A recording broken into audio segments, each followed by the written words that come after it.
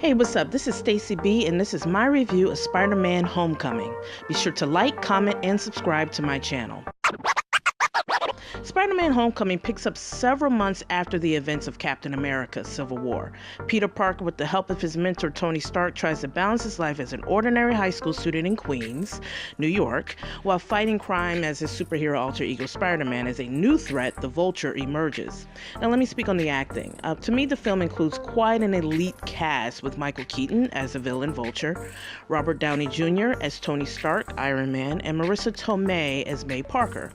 All did well in their roles. Robert Downey gave this film the superstar edge. His charisma grabs your attention. Marissa Tomei definitely has a memorable line at the end and offers an authenticity to this alternate universe in New York City all throughout the film. Michael Keaton played well as the villain, offered a type of vulnerability as well, which was interesting. Although a bad guy, there was a hint of sympathy you felt for his character. Will not give away any spoilers, but there's an important moment involving his character that stands out and forces the audience to see the complexities of him as a villain. Now, the lead character, Spider-Man, Peter Parker, of course, played by Tom Holland, was perfect casting. He offered a perfect balance of awkwardness and heroism. He showcased great comedic timing with the lines given to him and the athleticism of the action sequences, at least for the parts where I assume there wasn't a stunt guy. Great to see the wonderment of Peter as Spider-Man. I suspect that is how a teen would feel discovering he had these type of superpowers. There was a sense of realism in that within the fantasy.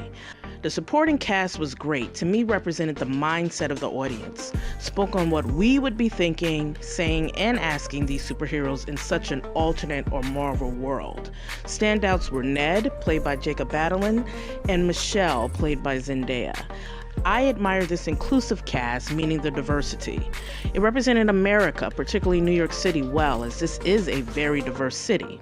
A great nuance offered via the Michelle character, played by Zendaya, was her points on Black history in America when they visit the Washington Monument. Be sure to keep your ears and mind open during that scene. The direction by Jon Watts was strong. Felt the choices and action sequences really sucked you in. The cinematography was on point, really brought you in and created a balance, showcasing this world from the point of view of Spider-Man and from the perspective of an outsider looking into the Marvel world.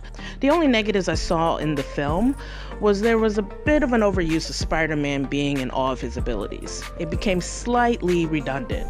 Also, the last action sequence was a bit choppy and hard to follow. Some themes that stood out to me, one being there's a hero or heroine in all of us, even in those of us who may feel awkward or the least cool at times, as Peter is often bullied, yet has a lot of courage within and overcomes each hurdle. A great message for young people and teens to see. The other theme that stood out was the naivete of youth, which creates within a type of element of no fear. Spider-Man definitely represents that. He was curious about his powers, he wanted to learn more, and was not afraid to try new things. He also had no clue of how dangerous the alternate world could be. In a nutshell, I view Spider-Man as a superhero movie meets Diary of a Wimpy Kid. An action-packed, feel-good film. I give it a 4 out of 5 stars.